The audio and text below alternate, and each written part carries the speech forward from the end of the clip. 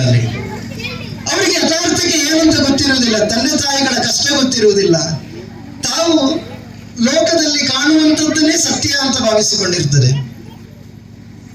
ಅಂತಹ ಮಕ್ಕಳಿಗೆ ಯೋಗ್ಯವಾದಂತಹ ಕಾರ್ಯಕ್ರಮ ಯಾವುದು ಕೇಳಿದ್ರೆ ಇದು ಮಾತೃ ಬಂಧನದಂತಹ ಕಾರ್ಯಕ್ರಮ. ಬಂಧುಗಳೇ,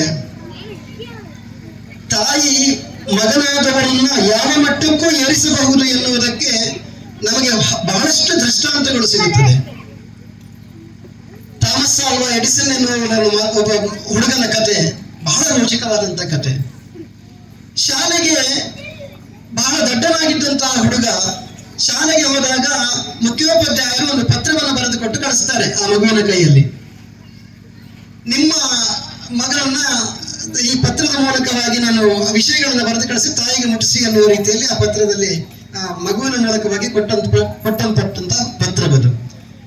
ಮಗು ಮನೆಗೆ ಬರ್ತಾನೆ. ಮನೆಗೆ ಬಂದಾಗ ಅಮ್ಮ ಕೇಳ್ತಾಳೆ, ಏನ್ ಮಗು? ಇಲ್ಲ, ಟೀಚರ್ ಒಂದು ಪತ್ರ ಕೊಟ್ಟಿದ್ದಾರೆ, ಇದನ್ನು ನೋಡಿ ಅಂತ ಹೇಳಿ. ಅದನ್ನು ನೋಡಿದಾಗ ತಾಯಿ ಆ ಪತ್ರದಲ್ಲಿರುವ ವಿಷಯವನ್ನು ಬಿಟ್ಟು ಮಗು ಪದೇ ಪದೇ ಕೇಳ್ತದೆ, ಏನಮ್ಮ ಎಂತ ಬರೆದಿದ್ದಾರೆ ಮುಖ್ಯೋಪಾಧ್ಯಾಯರು ಕೇಳಿದ. ಇಲ್ಲ ಮಗು, ನಿನ್ನನ್ನು ಓದಿಸ್ಲಿಕ್ಕೆ ಈ ಶಾಲೆ ಚಿಕ್ಕದಾಯಿತಂತೆ, ನಿನ್ನಲ್ಲಿರುವಂತಹ ಪ್ರತಿಭಾನ್ವಿತ ಆ ಪ್ರತಿಭೆಗೆ ಈ ಶಾಲೆ ಚಿಕ್ಕದಾಯಿತಂತೆ, ಆದ ಕಾರಣ ಶಾಲೆಯಲ್ಲಿ ಜಾಗ ಇಲ್ಲ ಮಗು, ನಿನ್ನ ಅಮ್ಮನೇ ಓದಿಸ್ಬೇಕು ಅಂತ ಹೇಳಿ ಕಳಿಸಿದ್ದಾರೆ ಮಗು ಅಂತ ಹೇಳ್ತಾರೆ ಅಮ್ಮ.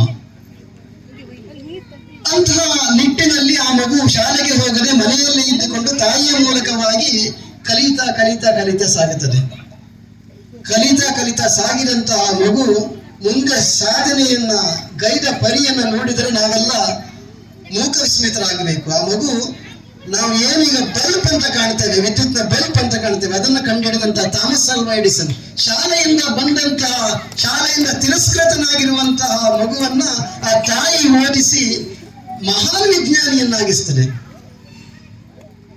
ಇದರ ಬಳಿಕದ ಕಥೆ ಮತ್ತಷ್ಟು ರೋಚನೀಯ. ಆ ಪತ್ರ ತಾಯಿ ಹಾಗೆ ತನ್ನ ಮನೆಯಲ್ಲಿ ಇರಿಸಿಕೊಂಡಿರ್ತಾಳೆ. ತಾಯಿ ತೀರಿ ಹೋಗಿರ್ತಾರೆ. ಒಂದು ದಿನ ಥಾಮಸ್ ಆಲ್ವಾ ಎಡಿಸನ್ಗೆ ಆ ಪತ್ರ ಸಿಗುತ್ತದೆ. ಆ ಪತ್ರದಲ್ಲಿ ಬರೆದದ್ದು ಏನು ಕೇಳಿದರೆ, ನಿಮ್ಮ ಮಗ ದಡ್ಡನಿದ್ದಾನೆ, ಅವನಿಗೆ ಶಾಲೆ ಆಗುವುದಿಲ್ಲ, ಅವನನ್ನ ಶಾಲೆಯಿಂದ ತಪ್ಪಿಸಿ ಅವನನ್ನು ಬೇರೆ ಏನಾದ್ರೂ ಮಾಡಿ ಎನ್ನುವುದಾಗಿ ಬರೆದಿತ್ತು. ಆದ್ರೆ ಆ ತಾಯಿ ಮಗನಲ್ಲಿರುವಂತಹ ಪ್ರತಿಭೆಯನ್ನ ಗಮನಿಸಿ ಬೇಕಾದಂತಹ ವಿದ್ಯೆಯನ್ನ ದಾರಿ ಎರೆದ ಕಾರಣಕ್ಕೋಸ್ಕರವಾಗಿ ವಿಜ್ಞಾನಿಯಾದ. ನೆನಪಿಟ್ಟುಕೊಳ್ಳಿ ಮಕ್ಕಳೇ, ತಾಯಿಯ ಪ್ರೇರಣೆ, ತಾಯಿಯ ಸಹಕಾರ ಇದ್ದರೆ ನಾವು ಯಾವ ಮಟ್ಟಕ್ಕೂ ಏರಬಹುದು ಎನ್ನುವುದಕ್ಕೆ ಥಾಮಸ್ ಆಲ್ವಾ ಎಡಿಸನ್ ಒಂದು ಉದಾಹರಣೆ ಹಾಕ್ತಾರೆ. ಹಾಗೆ ದೇಶಭಕ್ತಿಯ ಕಥೆಗಳನ್ನಾಡಿದಂತಹ ಜೀಜಾಬಾಯಿ, ಶಿವಾಜಿಯ ತಾಯಿ